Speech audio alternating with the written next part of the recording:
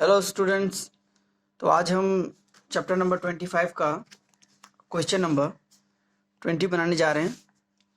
तो यहाँ पर है कि 5√3 ऊंचे एक रेलवे ओवरब्रिज पर खड़ा होकर एक व्यक्ति पहले एक रेलगाड़ी के इंजन ब्रिज को 30 डिग्री अवनति कोण पर देखता है। 2 सेकंड बाद उसी इंजन को 45 डिग्री अवनति कोण पर देखा तो ट्रेन का वेग प्रति मीटर सेकंड ज्ञात करें।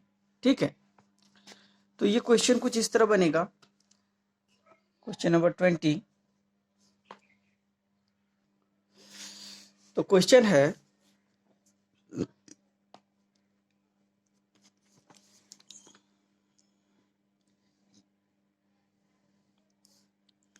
एक आदमी यहाँ ब्रिज पर खड़ा है। तो सबसे पहला जो उसने अवनति कोण देखा वह है 30 डिग्री का। ठीक है, और यहाँ पर अभी 30 डिग्री का एंगल बन रहा है। और फिर नेक्स्ट जब उस पर गया ट्रेन, तब वहाँ पर 45 डिग्री में दिख रहा है अवनति कोण, तो यहाँ भी 45। ठीक है, अब ये जो हाइट दिया है वो 5√3 दिया है। तो हमको निकालना है कि यहाँ से यहाँ तक का ट्रेन का स्पीड क्या होगा। क्लियर? तो स्टार्ट करते हैं। ट्रायंगल ABC में देखते हैं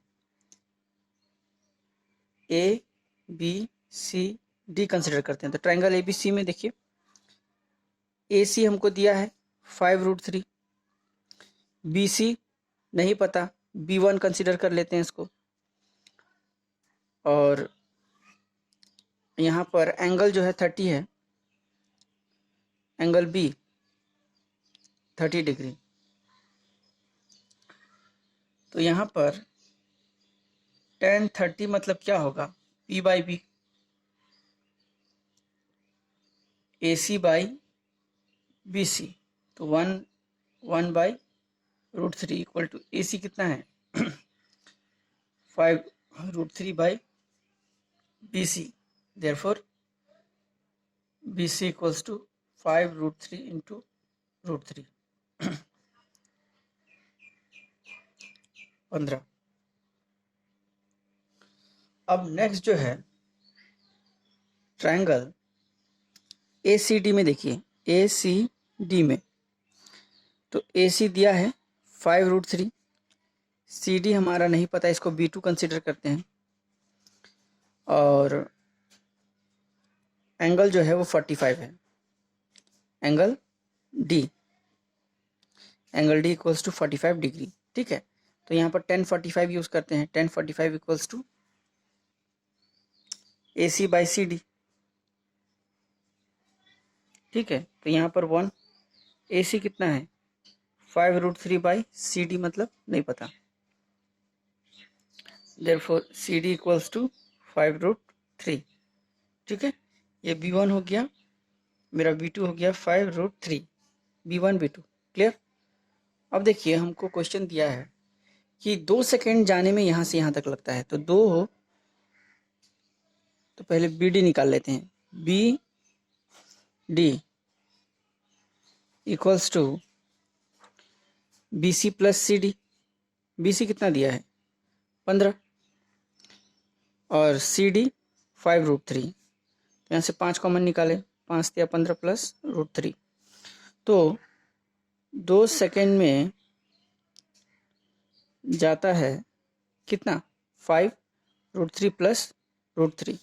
तो 1 सेकेंड में जाता है 5/3 प्लस √3 बाई 2। ठीक है, अब यहाँ पर कुछ कैलकुलेशन करते हैं।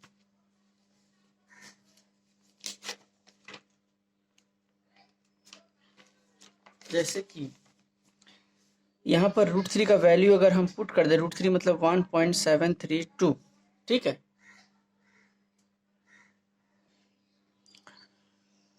तो यहाँ पर हो गया, वैल्यू पुट करते हैं 5/3 प्लस 1.732, ये हो जाएगा 5, 3 1 4, 4.732। ठीक है, अब देखिए, अब जो क्वेश्चन है यहाँ बाई 2 है, तो काट देते हैं, 2 दूना 4, 2 तिया 6, 2 छक 12, 2 छक 12। तो यहाँ पर 5 इंटू 2.366 इतना आया। ठीक है, तो ये 1 सेकंड में इतना मीटर जाता है। अब जो निकालना है, ये 1 सेकंड का मेरे को आ गया, पर सेकंड जो स्पीड होगा। अगर हम किलोमीटर में निकालें तो मेरा आंसर क्या होगा? तो 1 घंटा में होता है 60 मिनट, तो 1 घंटा में होगा 60 इंटू 60 इतना सेकंड। ठीक है, क्लियर?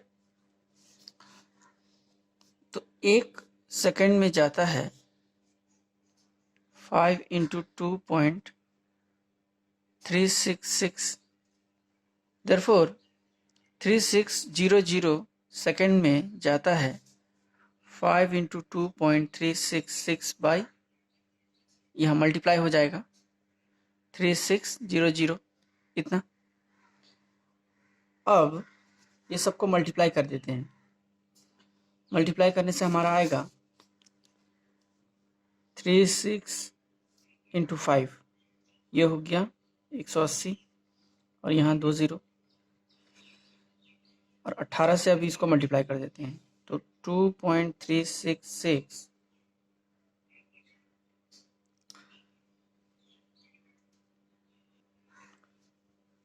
इंटू 18, ये मेरा हो जाएगा 8 छक 40 का 8 4 8 छक 54 से 52।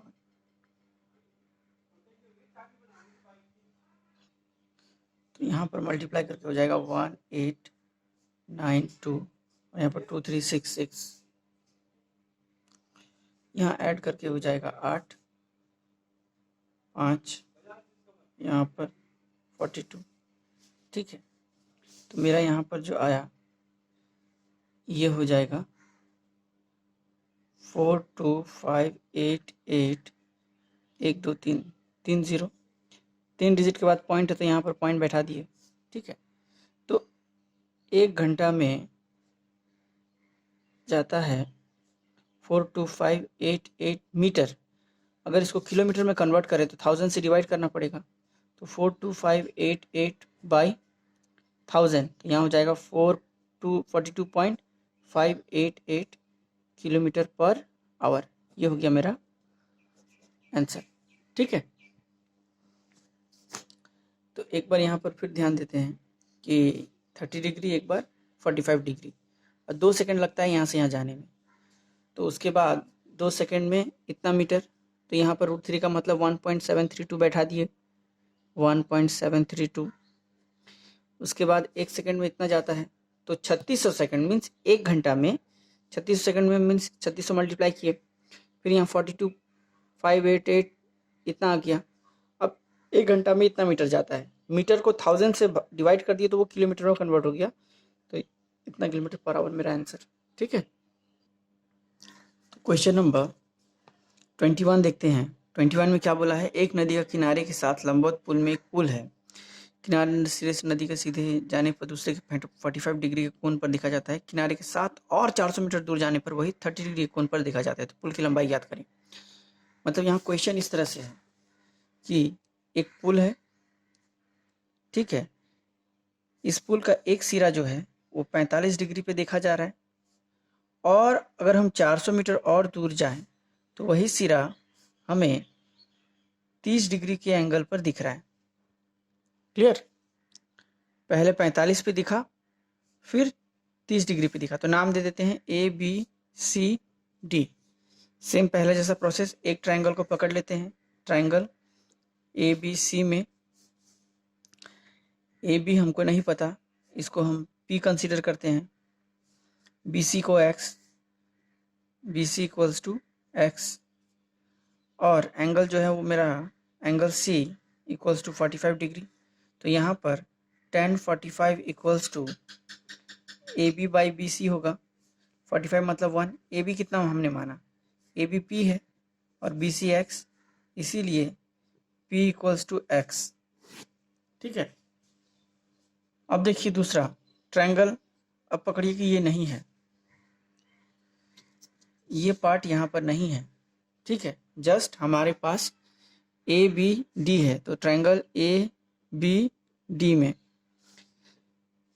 AB equals to P, B D equals to कितना है, देखिए यहाँ से यहाँ तक x है और यहाँ से यहाँ तक 400, तो x प्लस 400, और एंगल जो बन रहा है angle D equals to 30 degree. तो यहाँ 10 यूज़ करते हैं, 10 30 equals to A B by B D. ठीक है, इसका मतलब 1/√3। तो ए बी कितना है मेरा, ए बी हमने पी कंसिडर किया है, और B D X plus 400 cross करते हैं, तो x plus 400 equals to p√3। Equation 1 equation 2।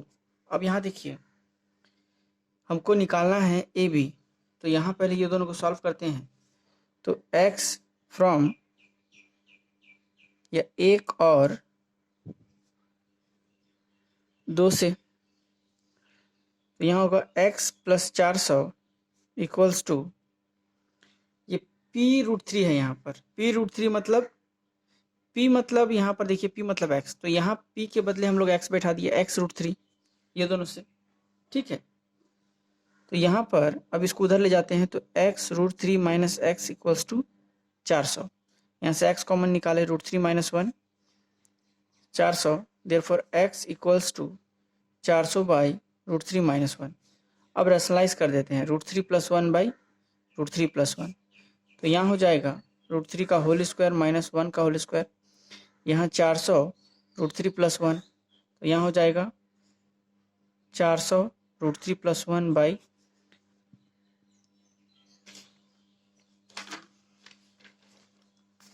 यहाँ देखिए √3 स्क्वायर माइनस 1 स्क्वायर मीन्स यहाँ 3 माइनस 1 इक्वल्स टू 2, तो यहाँ 2 आ गया, 200 आया, तो यहाँ 200 √3 प्लस 1 ये x का वैल्यू आया। अब देखिए समीकरण 1 से p मतलब x है, और x मेरा कितना आया 200 √3 प्लस 1, इसलिए p जो है ए बी जो पकड़ा, ए बी हमारा कितना हो गया 200 √3 प्लस 1, इतना मीटर रिक्वायर आंसर। ठीक है,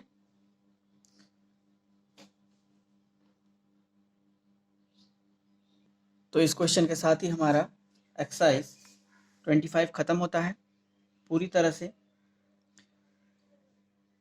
अब इसमें कोई भी डाउट अगर रह गया होगा तो कमेंट में बता दीजिएगा। Thank you.